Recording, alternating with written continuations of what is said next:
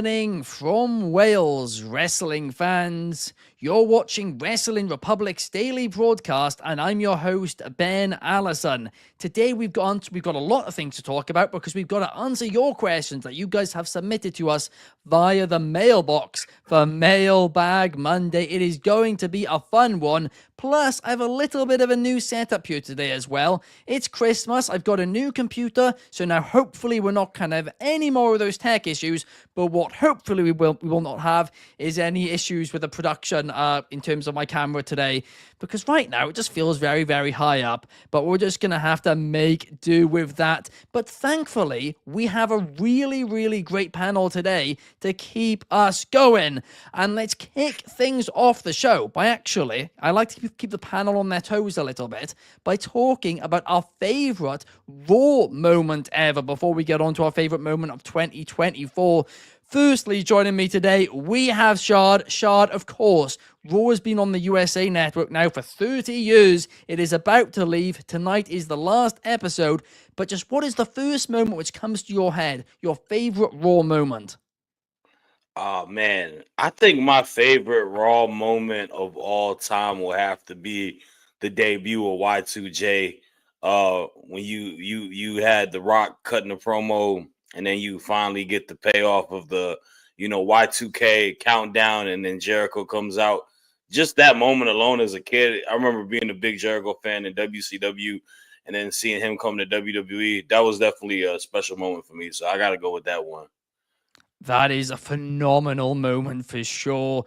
I mean, for me personally, I'm actually going to go with one which people are going to hate me for saying this. They really are. But I'm actually going to say 2016, Shane McMahon's return. Now, hear me out here for a second on this one, right? This was what was on the TV when it got me back into WWE the most recent time. That moment and the knock-on effect that moment had led me to creating Wrestling Republic long term. So for me, that Shane McMahon 2016 return holds a special place in my heart. But today's panel, well, if you guys watch NXT off the air on a Tuesday night, well, for once, I guess you can call me American Clark, because the third panelist is none other than Dryzzy. How are you, Dryzzy? And what is your favorite Raw moment? Good morning, afternoon, and evening. It's the guy you still believe in, your tribal chief and head of Wrestling Republic's table now. As you see that I have the belt, so there's no disputing it. Because I'm old. I am very old. My favorite Raw moment happened long, long ago. It was a finals for the first ever WWF, that's right, F, European Championship.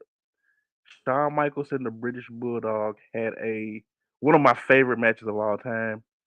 And it was also in the early days of DX. So there was a little bit of shenanigans, but one of my favorite Raws, one of my favorite matches, and one of my favorite moments was Shawn Michaels winning that belt for the first time. That is another great shout.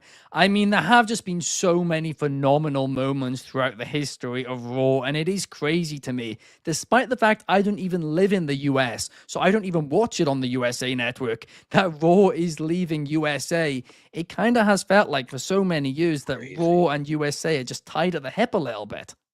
This is not the first time they've left, but it really feels like they're really leaving for good this time.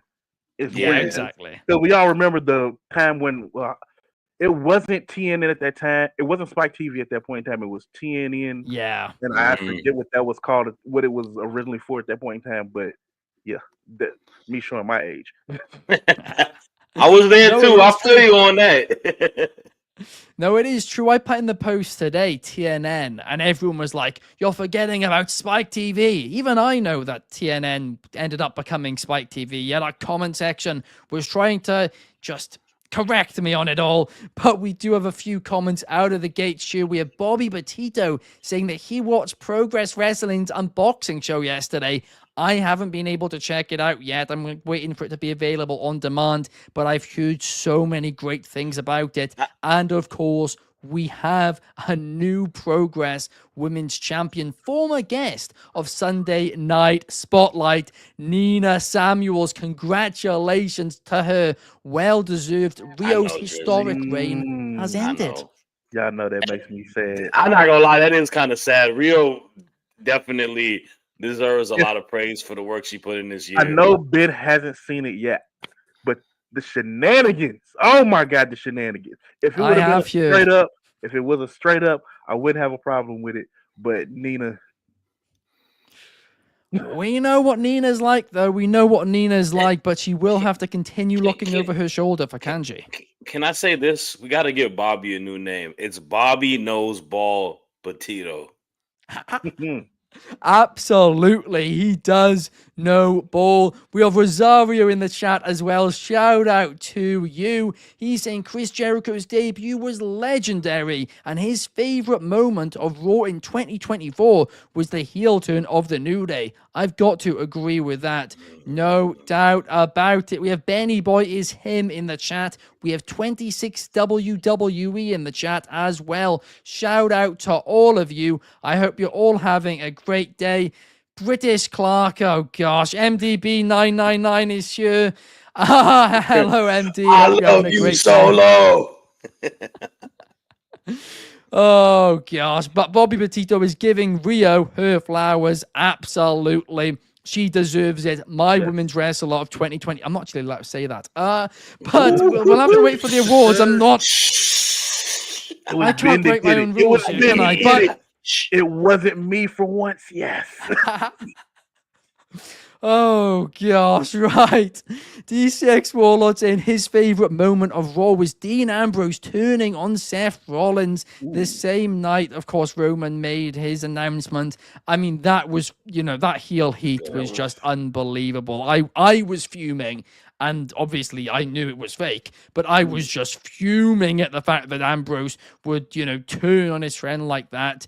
It was absolutely crazy. But let's just get into Mailbag Monday, shall we? Because our first question today is submitted by Melissa.Robinson05 over on Instagram, who is asking what our favorite moment of 2024 is. Now, I know on the graphic it says 2025, and I also know this is the second time today I made this mistake because I also typed 2025 on an Instagram post earlier on today as well. So before everybody goes off at me on the comments, I've made a mistake. I know I've made the mistake.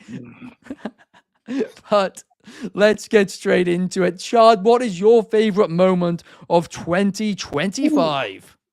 Let me preface and say this, man. 2024 has probably been one of the best years in professional wrestling in quite a while. We've had so many groundbreaking moments happen on all wrestling promotions. If you are a true wrestling fan, you are just appreciating the essence of what we are in. Everyone came to play. With that being said, I think, oh man, this is tough. I think my moment of 2024 is the moment of somebody accomplishing something big time. And I got to go back to AEW. We got to go to the Dynasty pay-per-view, and we got to go with Swerve Strickland becoming world champion, beating Samoa Joe for the title and whatnot, and getting that opportunity. I feel like this was a very big year for Swerve, a year where we saw a guy who was, on the brinks of, getting let go from another promotion in the WWE, coming into AEW, going through the ebbs and flows of a new talent, but really picking up steam and becoming a big time superstar in the world of pro wrestling. And him, accomplishing one of the more foundational things that he wanted to accomplish in AEW, being a world champion, being a world champion that is a minority, being the first black world champion as well, and just having a great title reign on top of that. But that being the moment for him, I feel like that was captivating and it was dope to see, man. And it really allowed us to see a new superstar in pro wrestling kind of be reborn in a way. Obviously he's been in the business for quite a while now, but you got to see the main stage star that he is and got to see the the title reign on top of that, and just with the feud with Hangman, and even losing the title to Danielson at All In, man, like stuff like that was big time. So I definitely want to go with that. It's my personal favorite moment of 2024. That is a hell of a shout, no doubt about it. And I did ask you the wrong question as well, Shard. So thank you for correcting me. I asked 2025 again.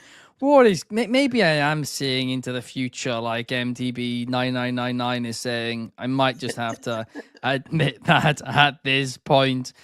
But I mean, DCX Warlord says he swerves when he drives. 2024 was Swerve's year. A lot of people are trying to make that argument, and I think it's absolutely an argument you can make. That moment when he dethroned Samoa Joe, it was a huge moment, no doubt about that. Bobby Batista was saying his favorite moment in 2024 was in NXT when Obafemi won the NXT North American Championship and Fallon Henley won the NXT Women's Championship. And of course, in progress, Luke Jacobs shocking the world, defeating Kid Lykos in what was it, like 8 minutes? It was incredible that. But those are some great shouts, no doubt about it. But what about you, Dryzzy? What has been your favorite moment of not 2025, but 2024? Oh man, this was such a tough one because I have three that just sit on the top of my head. I am going to go with one for the sickos. The top moment, my favorite moment this year was watching Darby Allin actually set Jack Perry on fire at Double or Nothing. Things that we have been saying nobody will ever really do in real life. Nobody will ever do in wrestling. I can't remember the last time we legit saw somebody get set on fire in an actual match setting, but this might be is the most recent one, and it was an amazing moment and a crazy sick moment that and this wasn't even the finish to the match. That's what even makes this even more crazy. Like normally stuff like that is the end of a match. It's the highest that you can get. And this wasn't it. This was like maybe the midpoint, maybe the climax of the match. But absolutely my favorite moment this year. Darby Allin setting Jack on fire.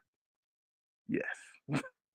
A hell of a shout again. I mean, it was one of those moments where at the time when we saw it, everyone was like, what is going on here? Like, it was just so surreal, so crazy. I remember I went on about it. I loved it. Just because it was so crazy, I was like, "How can I complain about this? It's so silly. You can't even complain about it because you're almost meant to complain about it." But it was so great, and I actually am also going to go for one from All Elite Wrestling. I'm actually going to say one which I was in attendance for. I was in the stadium for it, and that was Bryan Danielson winning that AEW World Championship. I mean, it was just such a good moment. I did legitimately think there was a possibility his career was going to be done that night. There were so many rumors around about it, and in that stadium, I remember there was one moment where I thought Swerve had won. I really did. And I thought Danielson's career was over. He ended up winning. His family came out there with him. Really good moment. And sometimes in wrestling, it is necessary to end an event in a sad way. Sometimes that has to happen. But also sometimes you come out of an event saying, hey, that was a beautiful ending. And that is what we saw at AEW All in Wembley this year. Moment of the year for me. Massively biased because again I was in attendance for it. It's interesting. Nobody picked anything from WrestleMania 40. I know. I was expecting you actually, Shard, to go for Cody Rhodes. I thought that was the direction you were going to go in. So to me, I appreciated the moment, but like if I was to pick a moment in that ballpark, I think the moment was Rock beating piss down his leg. I think that was my favorite moment of Cody this year, where Rock was just manhandling him and beating him with the belt. I like Cody. I really like Cody a lot, but that I wasn't that much of a Cody crybaby. Like my favorite moment from Mania 40, honestly, was probably Bayley beating Io, just with that storyline and how amazing that match was. Yeah, no doubt about it. And, That was also a great moment. stand and deliver that triple threat match was kind of crazy. Yeah. You're not wrong there, are you? That is a very good one indeed. MDB is saying this panel has recency bias. Double I or mean, Nothing we're was the talking summer. we're talking When about was Dynasty? 2024. When was Dynasty? Wasn't that like Dynasty? not? That was in the same That was early. time frame as Mania 40. Like, I don't That was think we that picked was April, anything. I think, was it? I don't think any of us Yeah. picked anything from the second half of the year. And we really, there's one that I'm surprised that none of us even glanced at, and that was Nigel McGuinness coming back to the ring. Well, that's That is true. a I should have gone with that. Because that Oh, was man. also that entire what's it called, Casino Gauntlet. That Mhm. was to be there live for it. It was just we were just getting out of our seats screaming. It was honestly just phenomenal to be there live for that, and of course the return of Nigel McGuinness as well. MDB though is going back to your shout, Shard, where The Rock, was taking out Cody in the rain. The rain was an important visual in that scene as well. And Bobby Petito was saying it's nice to see Nigel McGuinness back. Absolutely. Yeah. It is. Now let's go to the next question. And this is submitted by Just Thought Apart over on Instagram. And the question is, if we can have an old star from any era come back into professional wrestling and re-debut now, who would we want it to be, and who do we think would succeed the most in that position? Shard, I'm going to send this one to you. What's your thoughts? All right, I feel like I need to be fair and pick two stars, one woman, one man. If I was able to pick a male superstar, and obviously, God rest his soul, man, taken away way too early in his career. It might be a cop out to people, man. It's gotta be Eddie Guerrero. Eddie Guerrero, just how incredible of a worker he is, being one of the best technicians, being an incredible luchador at that standpoint as well. To just even the thought process of seeing him in today's era of pro wrestling, right? Wrestling with the AJ Styles, wrestling with a possibly like a Will Ospreay, but also just the fact that Eddie is so damn charismatic. He got so much stuff over with the comedy aspect, but he had so much, passion to it and whatnot. And I would absolutely love to see, if there was a way to get Eddie Guerrero, man, that would definitely be the person that I would love to see in this modern day era of pro wrestling. I feel like he would just knock it out the park with every damn 5-star match that we could rate here on Wrestling Republic.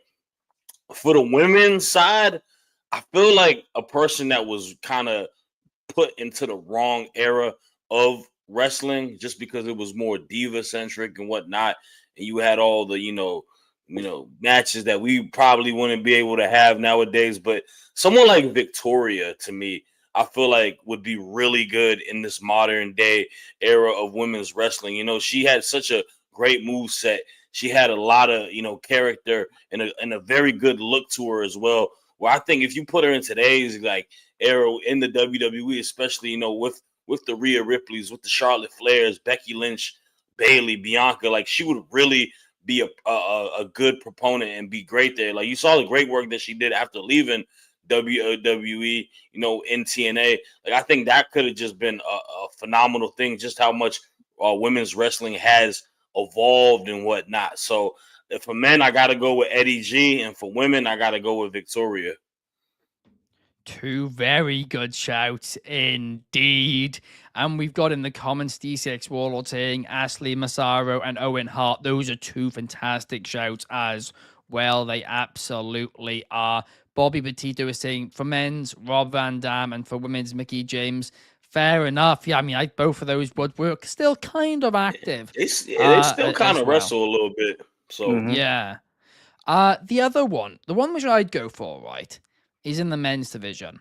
And the reason I would go for them is very simply because they were so unique. They were so good at like changing professional wrestling, seeing it in a different way, and they ended up inspiring so many different wrestlers.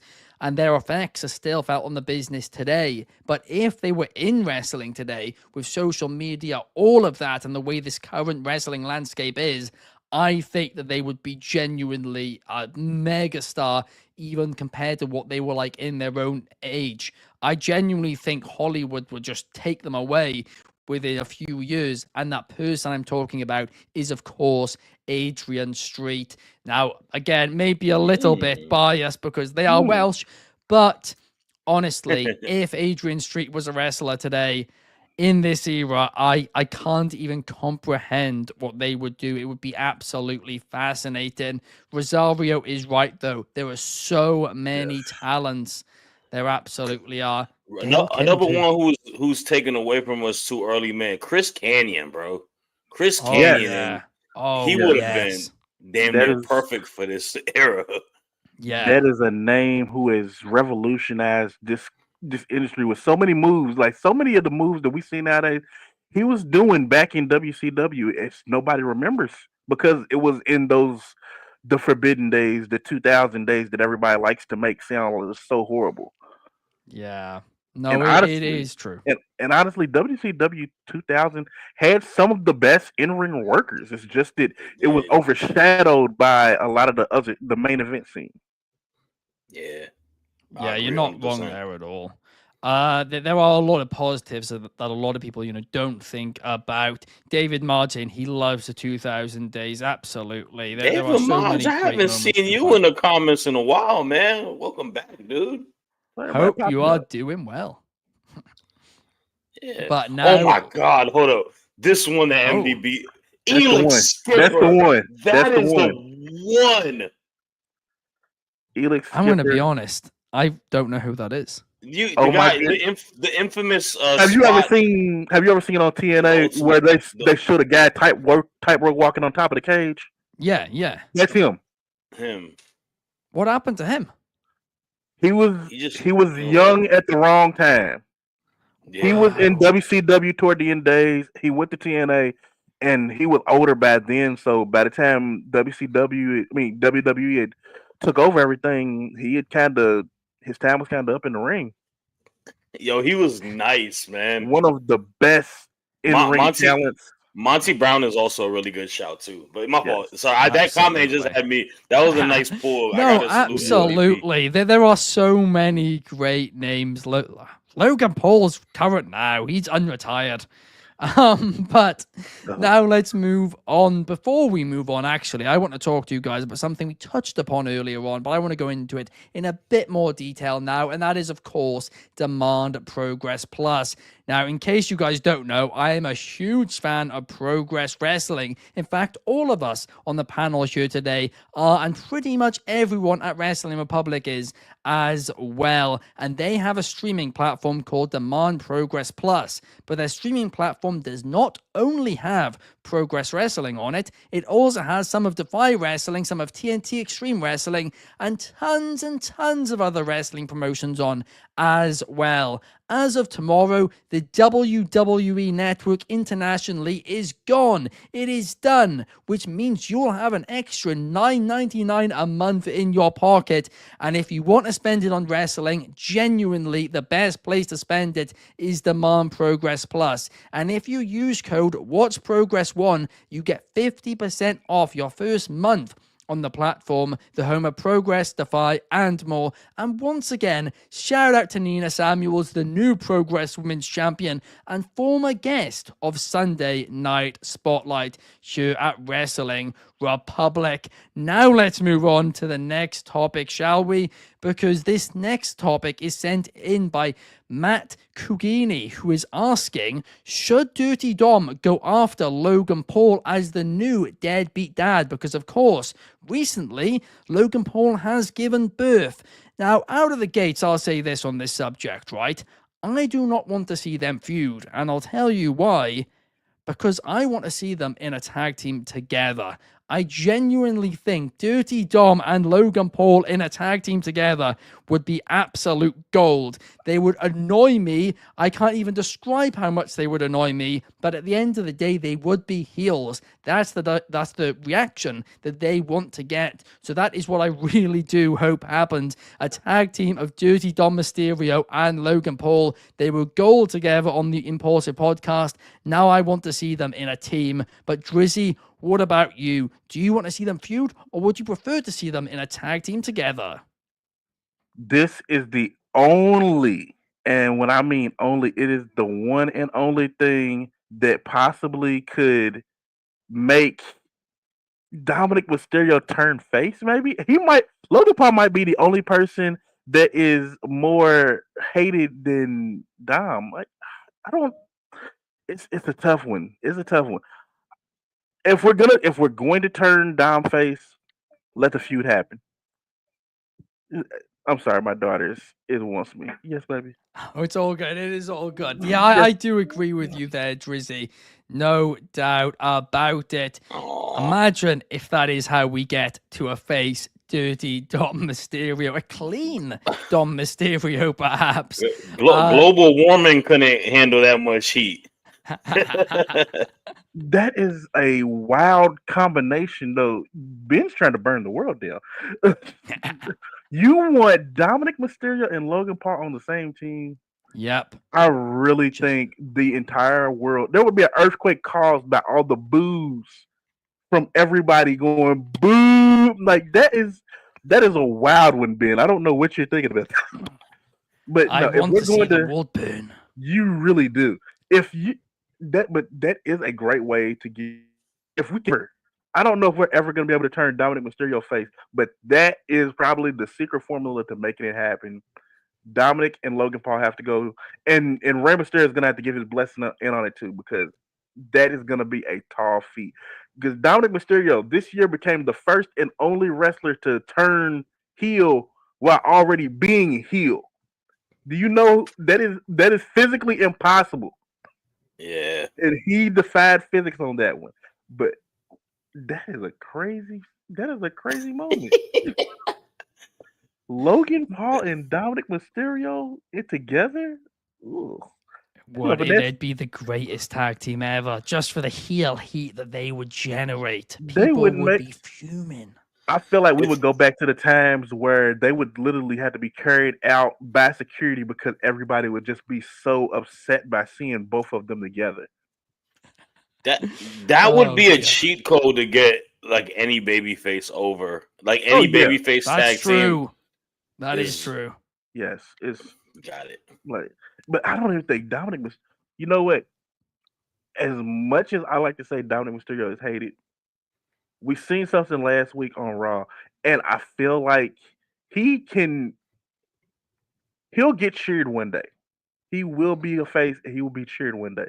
Because when he sit inside with the New Day, when they were saying, "Hey, you agree with us on what we did to Big E," and it's like, I don't like Big E, but that was just crazy. And that was good. Like Dominic Mysterio may have came up a little bit on the heel level. I don't know. But he's definitely going back down there if he starts teaming with Logan Paul again. Yeah, I mean, that is the thing with him, too. He said he does that, and then later on in the night, he started having a go at New York for their chicken fingers, didn't he? I mean, you can't win with him. He'll find something to complain about. That's a fair statement. That's a fair statement. Fair enough. I've never tried them, but I'll reserve judgment. I can't. I like nothing about New York, so it's all good. Ooh, he's a baby face in my mind. Oh. But thank you, Giants, for Saquon Barkley. I gotta say that.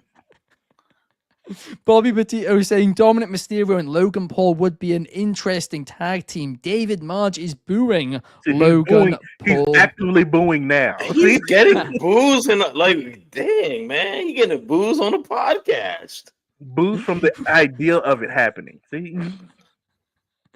Rosario is saying, I agree, them in a tag team would definitely bring some eyes to the tag team division, but he'd love for him to go for the US or IC. I hope you're talking about Dominic Mysterio there.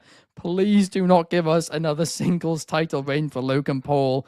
Uh, No. DCX Warlords ain't WWE's most wanted. I mean, That's that's a that's fire what they'd name. be. That's a fire name. The most. Numero one saying who is the face in all of this. I mean, to Drizzy's point, that is, I think, the only way you can turn Dirty Dom a face, because that's the only one they'll dislike more. No doubt about it. Solo technically turned heel while heel, but there wasn't. I wouldn't call it I a don't know if it heel was the turn same. because Jimmy I was already gotta. getting. Jimmy I was have a, getting. It's I have a hard to. question. Yeah, go ahead. Go Go ahead. ahead. No, Do go ahead. people like? Do people actually like Logan Paul though? like, No, I like don't think anybody does what anymore. is he? I don't understand what the interest of him is. Like out. Like I actually like him as a wrestler more than I like him as like a personality or whatever. Like he's not very like interesting or like fun. Like his He was like back in the day, but he's just had so many things, and people like have forgiven him so much that it's just like every year it's a new thing with him, and then you're like, oh. And it's just gotten to the point now where I think people are just sick of him, and his views have gone down. yeah. But I mean, DCX Warlord does. DCX Warlord is a fan of Logan Paul, so there we are. Maybe the Low Gang is still going strong. The Mavericks are still out. But he is definitely, I think, a better heel at this point. There is no doubt about that in Shaking my my mind. head.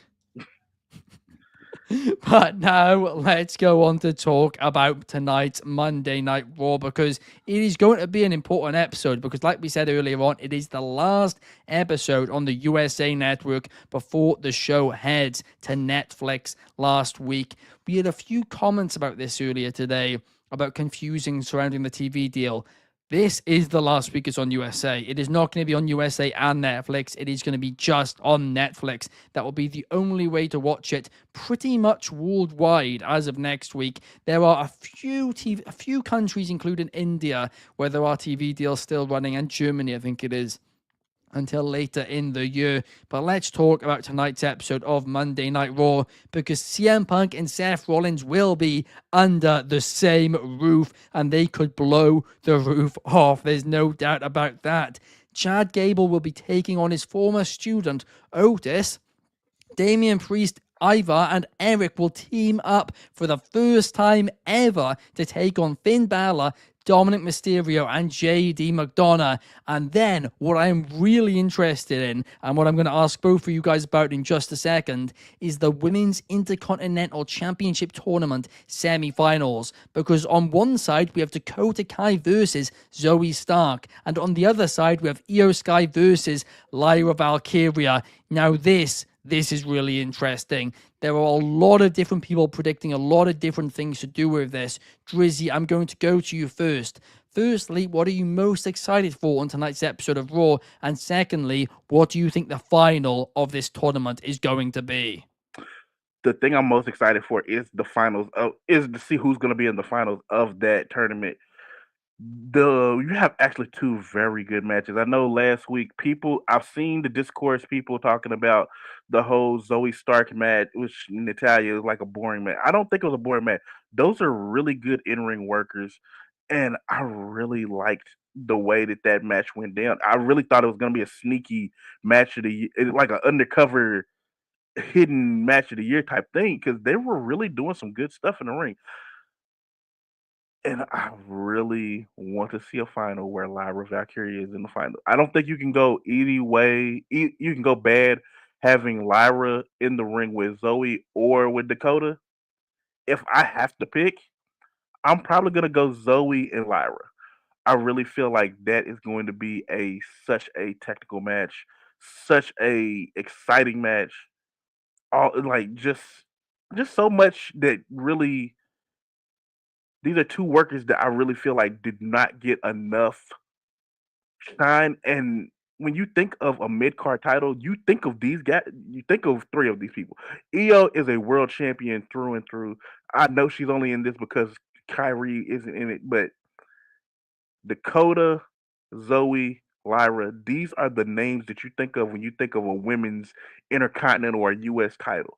So either way it goes, if it's Lyra versus Lyra versus Dakota, or Lyra versus Zoe, either one you cannot go wrong. It's gonna be a great match.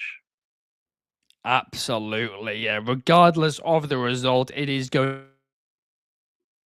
I just muted my own mic now. New Oh, controls, winner, winner, chicken dinner. And I am excited for whatever the outcome is. I'm excited for both of these matches as well. But Shard, what about you? Who do you see advancing to the final? And what are you most excited for on tonight's episode of Monday Night Raw? For sure, yeah. I mean, I gotta agree with Drizzy. I think the most compelling things happening tonight are the semifinals for the IC tournament, just because it's something with a lot of significance. It's a lot of build to it. I think the other stuff that you mentioned are kind of just, you know, footsteps to get to bigger picture moments, right? Um, I will say Gable versus Otis. I don't. Why? Why? Why are we let these people not? Hopefully, this is the blow off of that, because they kind of dropped the ball on that entire thing. And then obviously, I like to see what Priest and the Viking Raiders do in honor together to go against the Judgment Day. But no, it's the semifinals that's most exciting for me. I think you got two compelling matches on both brackets. I think Zoe Stark is an interesting wrestler to me, because I think if she had a bit more personality and character, she would probably borderline be a main event talent. I just the stuff that she does in ring wise and her move set is crazy. She's got one of the best finishers in pro wrestling, bro. Like, man, woman aside, that joint looks so dang clean. I love her finisher so much. It's just she lacks so much of the talking and the personality. Like, that's the thing I really hope that she can build as a superstar.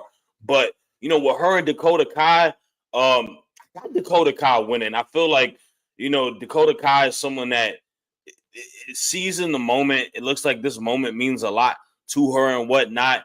She sees herself being a person that really wants this Intercontinental Championship. So I do think she gets there. And on the other side, we got Io versus Lyra. And my goodness, I'm excited for this. These two women have phenomenal chemistry against each other. The King of the Ring match that they had was sensational. And sorry, Drizzy, I know Lyra's on NXT girly, but I can't bet against the genius of the sky, man. I got Io winning.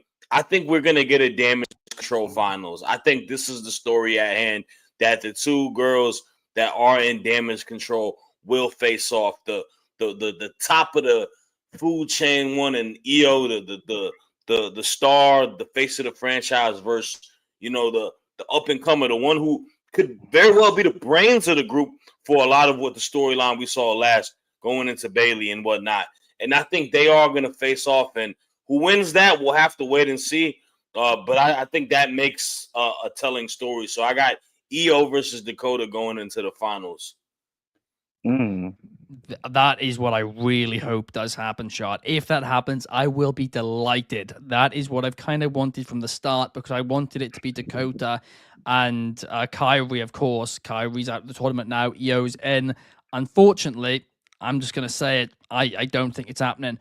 I think Zoe Stark is going to really frustrate me and beat Dakota Kai tonight. I think the final is going to be Zoe Stark versus Io Sky, and I think Io Sky is going to beat Zoe Stark in the final. I think that they've done two things here. I think on the SmackDown side, on the US title side, they're trying to make the title really make someone in Chelsea Green, right? They want to give her that title, try and elevate her to the main event scene with the title.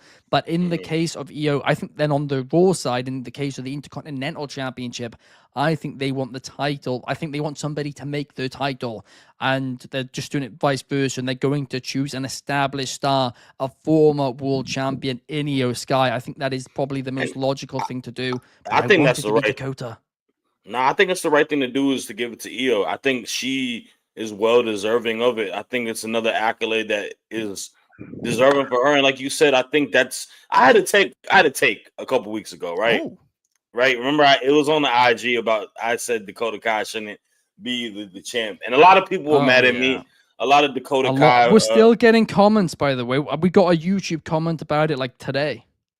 yeah, a lot of Dakota Kai fans want to see me in the alley and fight me, and it's all good. You know, my point is this: I think what you said is what needs to kind of be done for it. You need to have a main stage person kind of build and establish the title, and I think Dakota needs to chase for it and chase the title against her faction mate Io, because it means a Which lot to her where she has to go to war with her and get it, and that makes the moment a lot more sweeter, and that helps build her. Because Dakota is not bad at all. I'm not saying she's bad. I think she does stuff really good. They just got to build some heat on her, and a story like that builds heat, and it makes you want to root for her. I will Absolutely. say this: if Io does win it, they're kicking Io out of. They're kicking Dakota out of Damage Control, and that'll be. No. And I really believe that that'll be the start of doing this chase that you're asking for to one of the major pay per views. I hope it happens. I really do actually. If that is the direction, I hope that does happen. I have a lot of concerns about it. I do. I worry in part about the crowd getting behind her, but she has everything. She's got all the talent. She's decent on the mic. She's phenomenal in the ring. She's had awful luck with injuries, but she's been healthy for a while now. And I think her on a run like that against the Helio Sky, to your point, Shard, I think it would be absolutely terrific. We do have a few comments here. Bobby Petito saying Io Sky would be a great first ever women's intercontinental champion. Absolutely. David saying Dakota Kai came a long way. Bobby Petito with another great shout. Kiana James would be a great contender for the WWE Women's Intercontinental Championship when she comes back to the ring. No doubt about it. And David Mars saying this is going to be a night to remember. Hopefully it will be. Numero one, though, has predicted this event, and I think he's probably got it right. Damien and the War Raiders win. CM Punk insults Seth about his drip. Io and Dakota Kai win the semifinals, hopefully. And this is a reach, but give Otis the win by a mistake by Chad Gable. I could see that happening. I definitely see that, and I really What are think we that. doing with Chad Gable, man? But if this happens, one of them has to go over to SmackDown from there. Either Alpha Academy has to go to SmackDown, or the American Gladiators, whatever we're calling them this week, is going over to SmackDown. One of them. Oh, I said it a couple of weeks ago. They get their gear from an American Gladiators rummage sale. Nah, that's funny, bro. By the way, I mean, we don't have time to discuss this, but when is this alleged transfer window actually happening? Because they've been promoting it for weeks and weeks and weeks now, and we're still none the wiser about when the moves are actually happening, what's taking place, or pretty much any of it. No clue. Has it already happened? Because we've seen Solo just pop up on Raw out of nowhere. Oh no! Braun Strowman. Braun Strowman's on SmackDown now. He's always been on SmackDown. Is this just the way? Oh, don't tell me this is the wild card rule. Don't tell me this is a thing where it's just ongoing. It's gonna be ongoing. Yeah. No, it's the quarterly. No. It's the quarterly superstar shakeup that Cesaro was talking about years ago. That happens once every quarter that everybody knows about. Yeah. Oh, I want a 2-week transfer window like they do in English football, or just what it's called football outside of North America. I just want it like that. I think it could work fantastically, but this can't be a 3-month long thing. You gotta get it done in a couple of weeks. Create some great television out of it, dude. Wrap it up and get on with the rosters. Simple as that. I think it's gonna run towards Mania. To be honest with you. Yeah, that's when all the crossovers happen anyway. Yeah, it's Mania and Rumble. Oh no! Oh dear! Oh dear! Hold on. Maybe it hasn't started, and it'll start in the run to Mania. Maybe that's no. It started because they announced Braun Strowman is one of the transfers, the first transfer or whatever it may be. That is true. Yeah. Well, we need to Logan Paul as well. We need to know when the deadline is so we can go ahead and get that over with. Because Jesus Christ. Yeah. Transfer deadline day hosted by Kathy Kelly. I suggested it and she reposted it on her story. There we are. I think it's as good as a done deal. But that does bring us to the end of the show. Thank you guys so much for watching it. Thank you to Shard and Dryzzy for joining me here today. We will be back same place, same time tomorrow for our final Wrestling Republic's daily broadcast of the year. It is gonna be a fun one. We'll see you tomorrow, hosted by Shard, along with Chaos and Anthony as well. See you guys then. Bye.